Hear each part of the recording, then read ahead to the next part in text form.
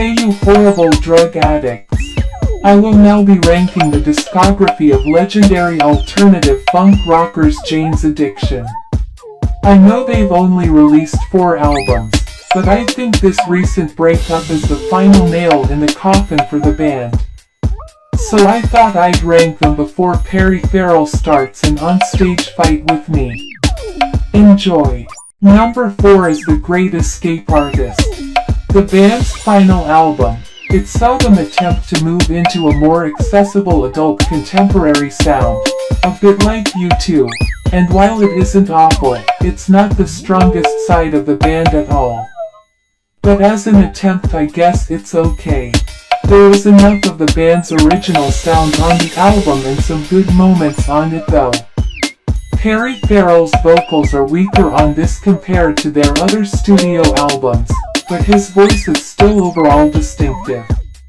The track I'd recommend is Irresistible Force, Met the Immovable Object. Number 3 is Ritual de lo Habitual, the band's most experimental album.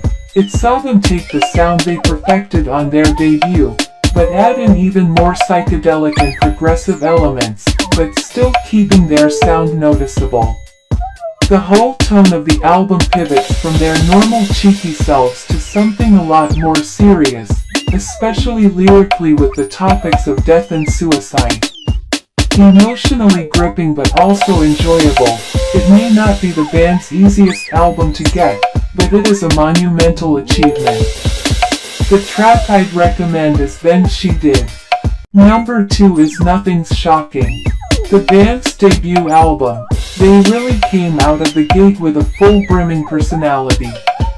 While Red Hot Chili Peppers and Faith No More were flirting with the funk rock sound, Jane's Addiction were able to oddly take the sound into a more punkier and oddly psychedelic realm, with great jams coming from the band, while Perry Farrell gives off great unique punky hollers. As a debut album, this is a pretty great way to grab the world's attention. The track I'd recommend is Ted, Just Admit It. In my opinion the best Jane's Addiction album is Strays. I know this is probably a controversial opinion, and maybe because this was the first album I heard from the band, but I overall do think this is the ultimate melding of all of the sounds the band have produced, but into a more accessible sound. Oddly enough, having help from producers really pushed the band to write their strongest and catchiest material without losing their overall cheeky attitude. It's experimental when it needs to be. Each song is stupidly catchy and overall it has Perry Farrell's most accessible vocals. The production is fantastic, with Dave Navarro's guitar sound turned up to 11, showcasing his very underlooked talent. Sadly they never continued down this path as it's a sound that they pretty much perfected on this album. The track I'd recommend is Price I Pay. Thanks for watching. Recommend me another band to do this with, or else I'll complain about sound issues and start a fight while you're shredding.